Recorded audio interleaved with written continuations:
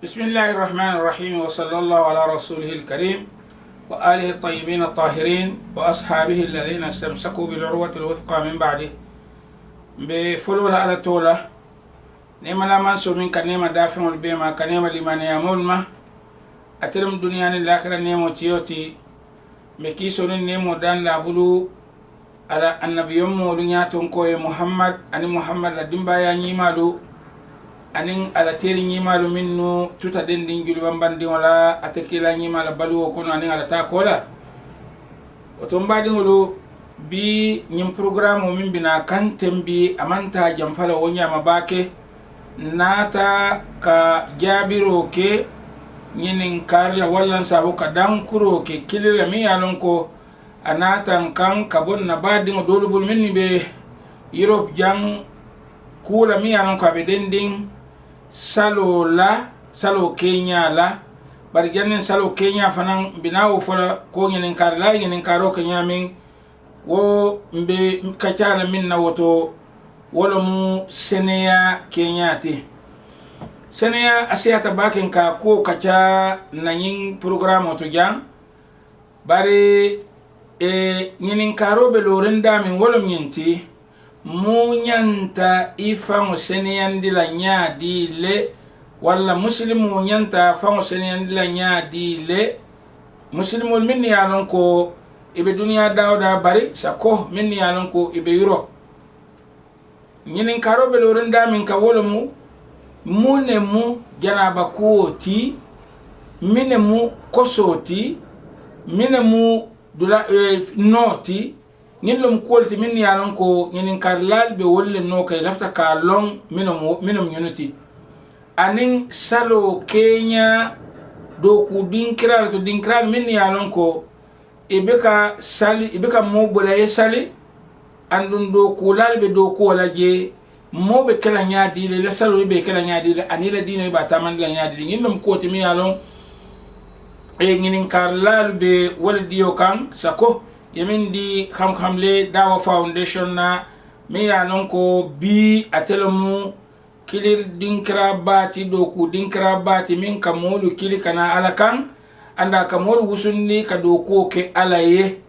be Stockholm le nsafo ke be Sweden kono ntol mu me bebe kafo nyin kono le andun ko ngalo nyamin sunkaro fila ya nyatelin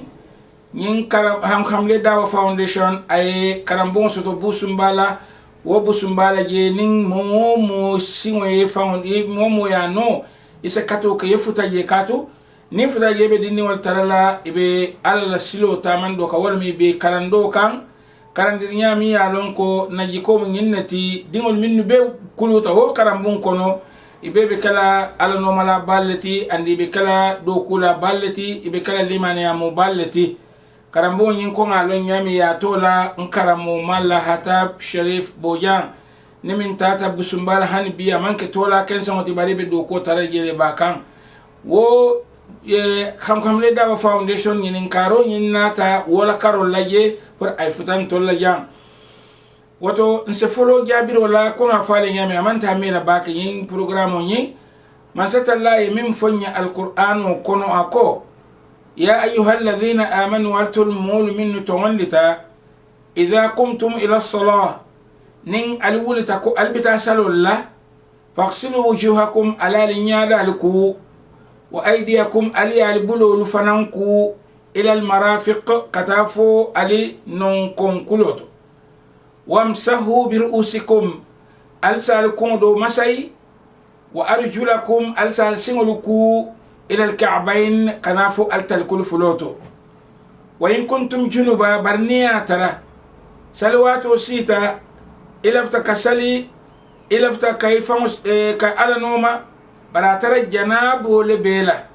وإن كنتم جنوبا نيا ترى جنابو لبالا فطهروا على الفونسينيان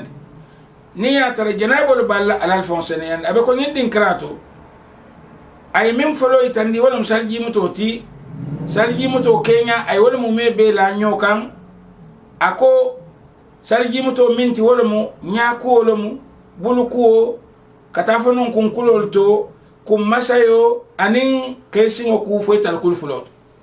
sarji muto kamini mini nyindin krale la ngalon ko misilmiya to kule te kel no kulo ron te niya tara ibe ko min kan ite famo jato malon woto niya lon ko salji muto yita walla isi ta giyo nyato woto yewo ngani yolo soto ko yina salji muto la ya fulo bismillah ye salji muto ko anyanda kala nyamin nyoni min nu fote ka folle ko salji o farlo lu ne nyoni ke doron abete atale bari kila salji muto nyaay tandin nale katu janning abe anyada kula aya bulu fulo ku fulo fa bulu kanto ko wosani andi fulo ba walla bina bulu giyo ko ni giyo mi anon ka bina mutaro kala walla wo kola butun anata nu masai anata nu surba da kuju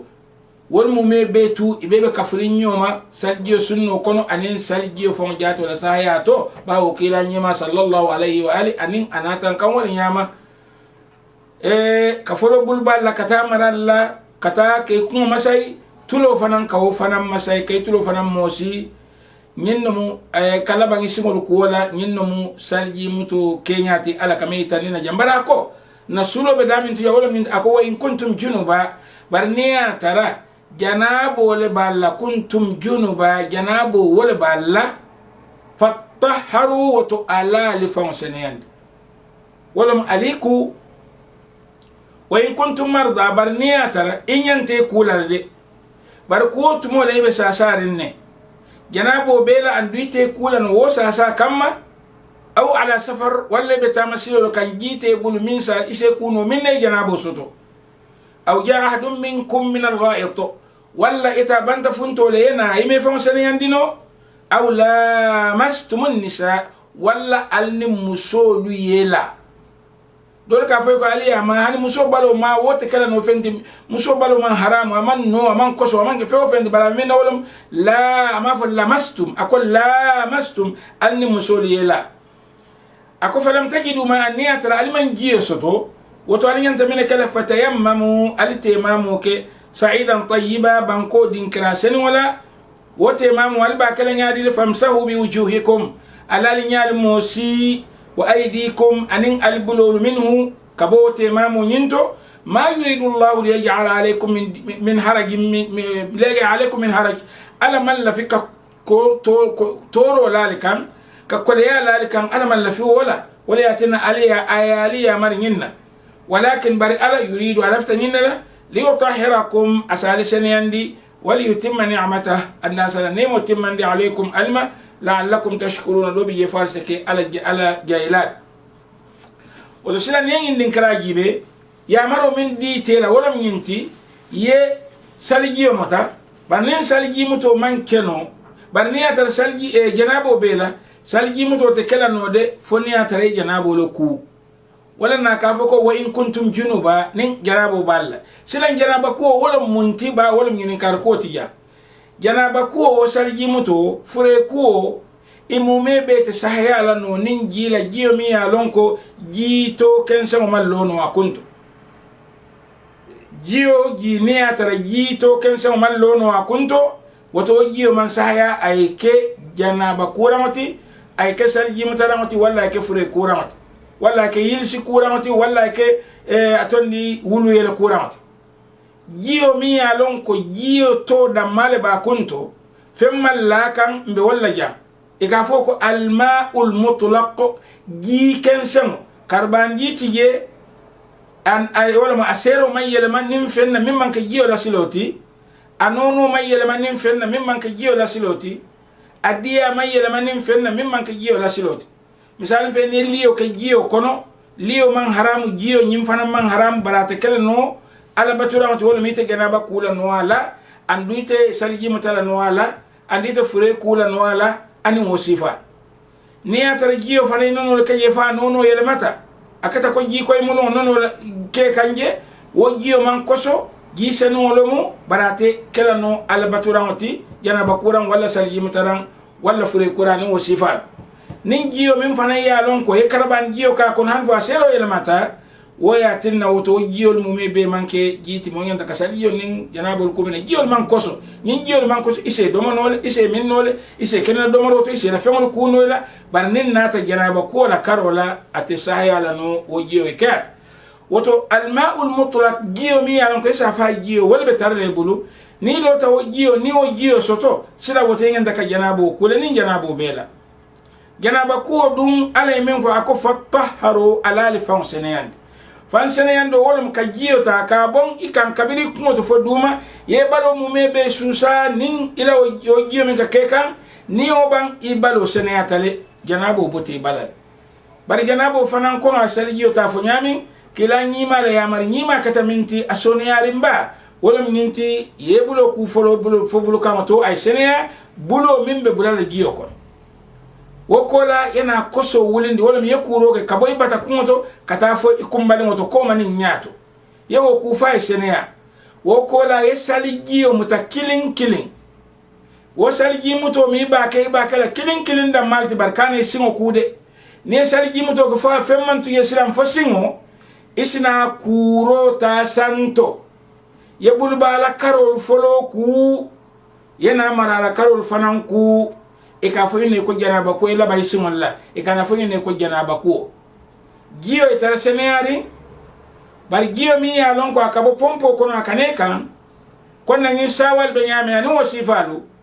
o giyo moto wol non dila no ba wol kanale seneari wati woya tinna ni ka jiyo ke fenne ko ne ke kuala safuno manyan nala je katu ne safuno la bo jiyo le nono yele mandila bari jiyo mi yanon ka kane kan ne wona ne be kan yele mandino ise ku no ni safuno le nyaawo nyaamale ibalo seneya andu yele janabo fanan ku bari isa ke kenya la ko nga fo nyaamin wala minti folo ibulo ku fa seneya ya koso wolindi ko manin nyaato bada ko do kada ko mbadi ngoto yesali jiyo mata killing wokola adisa la bay singola wato wokola yana giyo ta santo kuro ta santo kata duma ne nyinke doron isa bulu bal tambinde maraka ne nyinke doron ila janaba kunya asahaya tale andu nyinno mu janaba kuoti furel ka kunyin ne nyama juma kuolu anin atondi musona be yiri soto na be abe kula ke kunyin ne nyama wulu yelo ke kunyin ne nyama nyinnom kuoti do mi alon ko anyima mam wolati asoniyano fana mu nyinnati woto fan seneyan do abe nyinne nyama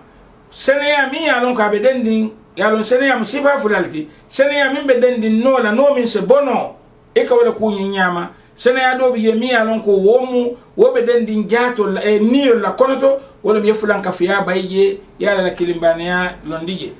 akamul nyinno mu janaba kunya nyinti nyen kela ko ta mangere sal yomata isita ila salo ke ila albato ko nyinta kala nyami kada ket wala kada musoti nena la salo la karola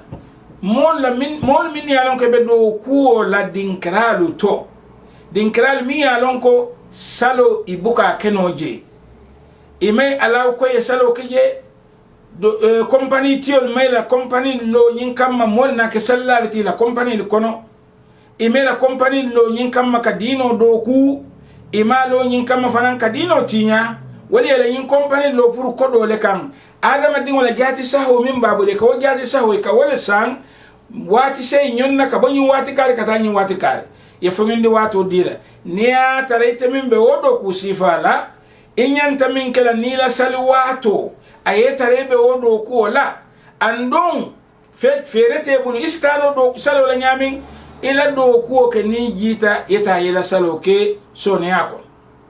ila do kuo ke ni jita ka boyla do kulla fursa folo min chance folo min ditela kene folo min ditela ta yela salo julo joji do ko mo ga salwati lulo mo mebe ka do ko dula bar haniya tare salwati lulo mo mebe ke ye madama do kula wola nyin min ayalo amalo dina de makan amalo dina tinyaka nyim fulo belbi ama wul dina kamma akata masihi dina to akata muslime dina to akata al yahudi dina to itol mela nyin company wul wo kamma ya wul min kamma wolo mu kodo rasmaliyin capitalist lomiti ila do ko min wolo mu ka kodo la fado wolo mi la koti andu ni sita ale la hido ta ko be la do ko kala woto inyantale yo la hido timandi ale la hido ala ka mongin ka la hido la moy la hido min tanin amati mandi andun ninga misali nyima di alla jam nya ka jele maka fon jaato to adun na maka fo manke ka foko makan ko labunya la mahani bari yelum kila la wulu din krati yelum misil mo la nyatirin dulati nin tumo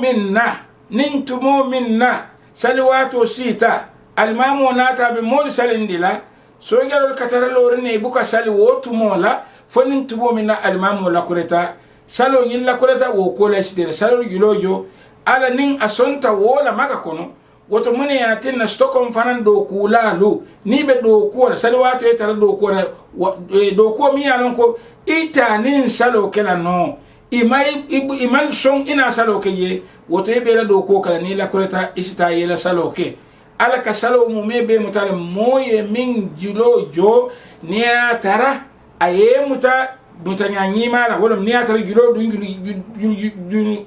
dunya nyimala ko ay talebe do ko wala ko aka wo sogero talebe la do ko wala nyami wo sogero min ko almamul kanta maga kono misilmo lo miti andi ka salle bari la salwato nin do kuwato ila do salwato ila do kuwato la taraje wala na ibuka sali ikebatu nin mon la kureta almamo ya sendi o kola itol se salo julojo nin ala sonta wala maga kono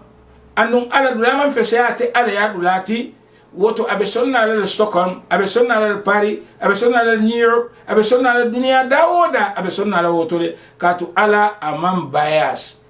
jongol mu mebe mo atalati banko mu mebe mo atalati adamul be dawda imu mebe le kan ati ala jato nyakoto woto nse memfo do kulali min be do kola nyindin krasi falto ala la do ko lu ke nin salo man keno ali salo tuje nin ali bota do ko dula aleta ali ala do ko jo ali ala salo julojo do sa fay ko ha ni man ni ila do kulla be ka so na sal jebula yeta do ko ngin dinkra kote mo iman taramin kono ibte kiti la no ala koy kamin fodoron man yaduhu fin nari momin bulo be dimba kono laysa kaman yaduhu fil ma'i atakala ko momin bulo be jiyo kono modo wobe sirinne ala hajon to fendi foka molu kawande ka silo itandila ala baluwo be loru wala kam mol ka sadal dila ni wosibalu barite ila baluwo be loru min kam wolom do ko iba sotola damin amanke ka ko muslim molla dinkran ka muslim molla dinkran ka salo wato di molla woto itebe do ko so damin amuta ibulu fulo la nin ibotela do ko dula isita yela salo senkan ala be sonna ala ka son ala nyamin al kabadala ala man nin almume be kandala alo marin sunkaro fil ayanyatirin ala sunkaro londin kan ayakan kaira karoti ayakan sonia karoti ay kairo bunda il adama din kan ke mu mebe be duniya dawoda nyenna mu albadi masidi ali jane wala nyinyin karol jabi aliye ala baraka bake